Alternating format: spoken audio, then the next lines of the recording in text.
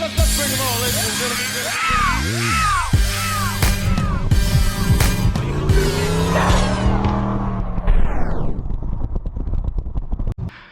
All right, what's up, my people, and welcome back to the Sn95 Power Channel. It is with great displeasure that the turbo's got to come off.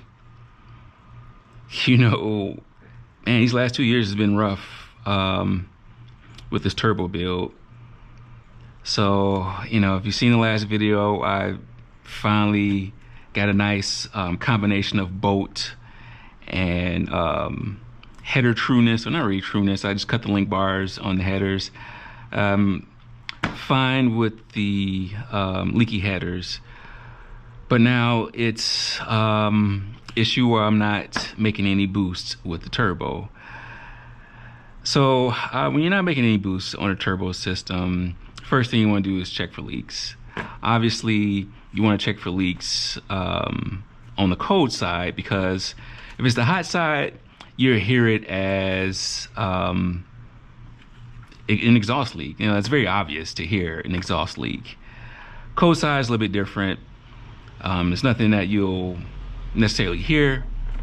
And so what you want to start doing is just going through and checking, like, easy stuff. You know, check your silicone couplers. Make sure you don't have anything blown off.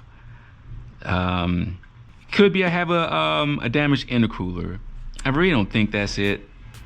Once I get this turbo off, I can actually pressurize the system and make sure from the intercooler, from this point to where the turbo attaches, I can pressurize all that and make sure that's fine.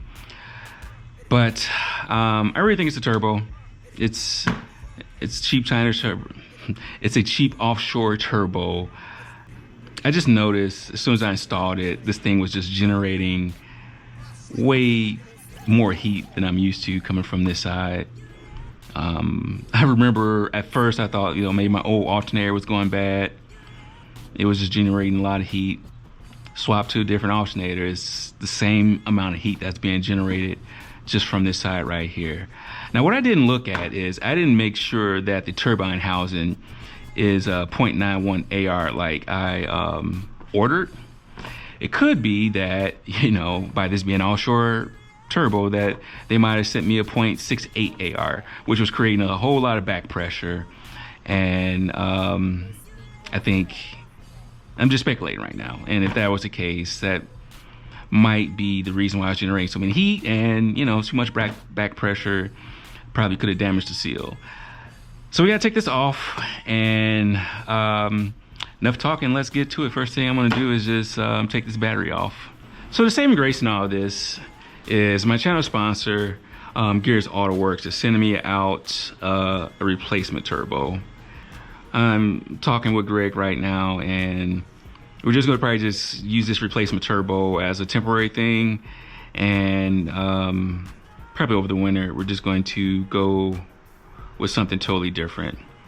I guess I can let the cat out the bag. VS Racing has this 70/70, so 70 millimeter turbine wheel, 70 millimeter compressor wheel, 70 millimeter turbine wheel. Now they say that billet setup for that turbo would support 1,000 horsepower crank. Now, the old LS turbo that I had from Precision was basically rated at the same thing, but that was a 76/75. So way bigger wheel on both sides, and in theory, spool time would be a lot slower with that LS, and that's actually one of the reasons why I got rid of that turbo, because I just didn't like the spool time. So if that VS Racing 77 it sounds promising, because I really love the way this thing spooled up, this little 72/65. And so if I can get a 70/70 with just as good or better spool characteristics as this, with a billet wheel, it's a journal bearing turbo, but I got high hopes for that thing. So I'm talking to Greg about that, as far as him providing one of those turbos for the build during the off season. So let's get this off.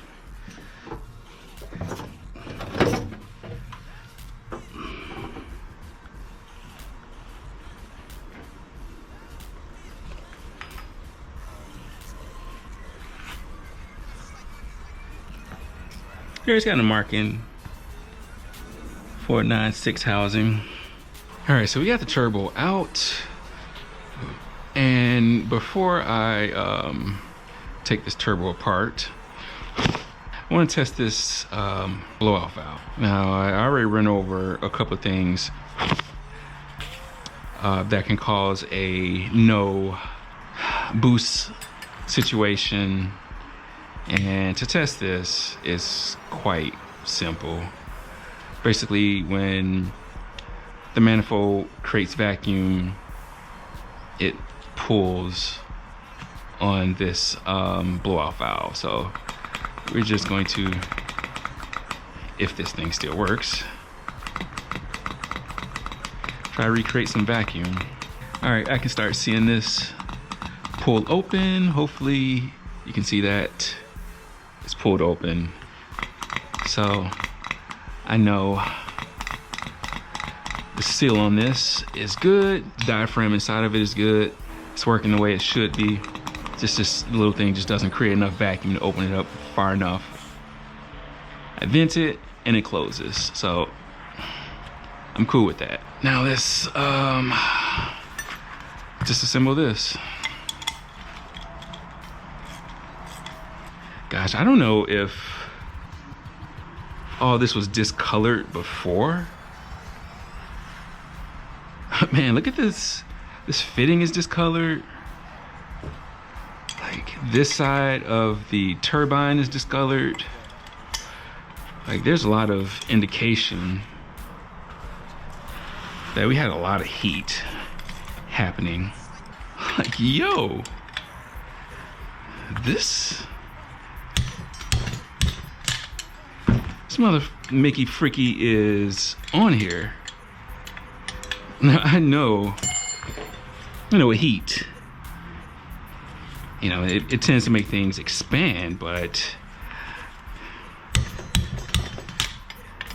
I know I had these bolts on here tight, but not this tight. Yeah, I'm really having a hard time with this. It doesn't make sense.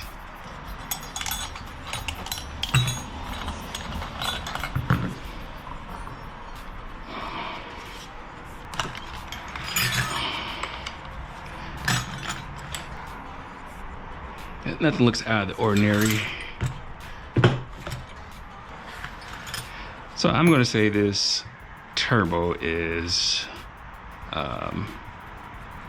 pretty trashed, so I'm not worried about saving any parts on this.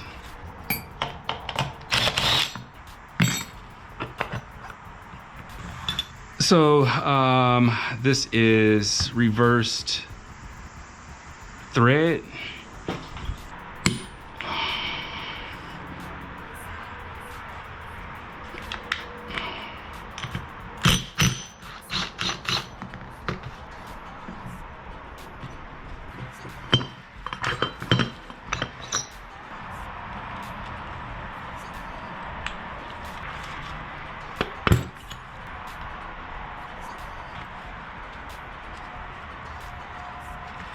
You can see how much heat was generated from this. I think I got another, well, I got another center section, but I don't think I ever ran it.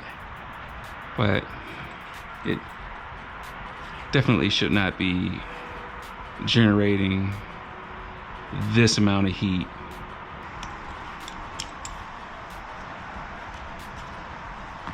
Well, if you look at these two thrust marks, or the journal bearings, where the journals go, this looks like it's got a little bit more wear on this side of it. I believe this is why I was generating so much heat in my engine bay, and my motor was running so hot. It's because this turbine, this whole section, was just generating so much heat. Yeah, I don't know, folks. At this point, it's all speculation. It's water under the bridge, and nothing looks out of the ordinary. Like I said, the only thing that looks kind of out of the ordinary is just, it's really this. It's a balance mark right here where they balanced it. It's another area where they balanced it. Anyway, yeah, so this turbo was short-lived. But give me your theories. I honestly don't really see a smoking gun. Is this really abnormal for this much heat to be placed right here on a journal bearing? I think so. I know you always get this build up on this side of it. All you professional turbo rebuilders out here, give me your opinion on this. I'll be curious to see what you think. So in the meantime, the new turbo is en route, and as soon as it comes in, we're going to get back to installing it. So I would suggest that you go ahead and subscribe and hit that bell button so you can stay on top of this investigation, let's call it. You know, we still have like another 2 full months of this season, so as soon as I get this turbo, the new turbo installed, we're going to hit the ground running. Like literally with this car. So tell a couple of people about the channel. Appreciate your time and God bless.